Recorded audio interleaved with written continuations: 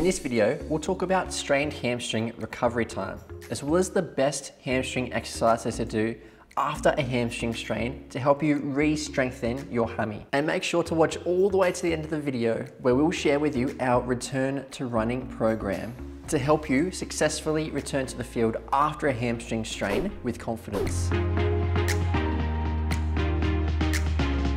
Hey, it's Dane here from Lift Physio, where we help you overcome injury and maximize your performance. If you're seeing value in this video, make sure to give it a thumbs up. It makes a huge difference. And if you're new here, make sure you subscribe to our YouTube channel. Let's get stuck in.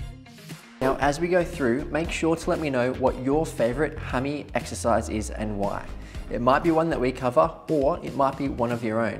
So whether you agree with me or not, I'd love to know your thoughts. Hamstring strains are one of the most common injuries in competitive sports like soccer and rugby. If you've strained your hamstring muscle, you'll want to know exactly how long it's going to take before you can successfully return to the field and be back performing at your very best. Now, muscle strains are generally graded from 1 to 3, and hamstring strains are no different. So say this is your muscle. A grade 3 is if you have a full thickness tear in the muscle. A grade 2 is if you tear more than half of your fibers, but some fibers are still intact. And a grade 1 is if you've torn less than half of the muscle fibers. Now, if you've sustained a grade 1 muscle tear, then you're probably looking at 2 to 3 weeks recovery time. A grade 2 will keep you out for around 3 to 4 weeks. And a grade 3 will see you on the sideline for 5 to 6 weeks or even longer. Now, when determining how long it will take to return from a hamstring strain, there are other factors that we need to consider besides just the grade of injury. Things like previous history of a similar injury, as well as the type of sport and the demands of the sport that you want to get back to, will have a big impact on your time to return to the field. If you have strained your hamstring, then here are some great hamstring strengthening exercises to try before we get into our bonus return to running program for hamstring strains. These exercises that I'm about to show you will start at a very early stage rehab and will progress to become harder and harder as your muscle heals and becomes stronger. So the first hamstring rehab exercise we're going to do is the standing butt kick.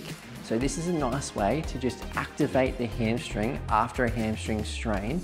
Can be particularly good in those early phases of rehab. So what we want to do is literally just bring our heel up towards our backside. So it doesn't look like much, but if you've strained your hamstring, don't be surprised if this actually hurts a bit. The trick with this one, if we can, is to try to keep our thighs level next to each other. So what I mean by that is you don't want to allow your knee to creep forwards, because if you're doing that, then you're actually just using your hip flexor in the front of your leg. So knees stay side by side and bringing your heel nice and slowly towards your backside. And you should feel your hamstring starting to activate. Our second hamstring rehab exercise is called the eccentric bridge.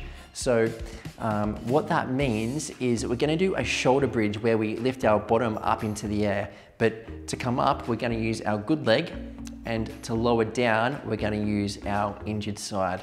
So say for instance, if we've injured our left hamstring, then we're gonna drive through our right foot, keeping our left foot off the floor to bring our hips up into the air. And then we can place our left heel or left foot down onto the floor and gently lower down together. The amount of load that you put through that injured side can be determined by your pain levels. So you should never be in more than like a 3 out of 10 in terms of pain. If it's more than that, then you want to put less weight through that injured side.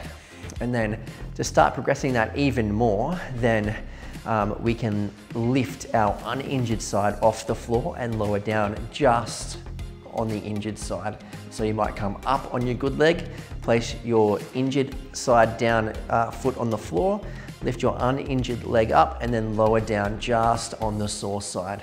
So that's the eccentric shoulder bridge. To progress that even further, we're gonna do just the single leg bridge. So you're gonna go up and down just on the one side. So we're working through both the concentric and the eccentric phase of the movement. So starting to work a little bit harder, we're gonna do the single leg elevated shoulder bridge. So we're gonna bring our heel up onto an elevated surface like a chair. Just have your other foot up in the air and we're driving down through our heel and lifting our hips up into the air. And you should really start to feel that hammy working now. So this is more of an intermediate level of exercise for your hamstring.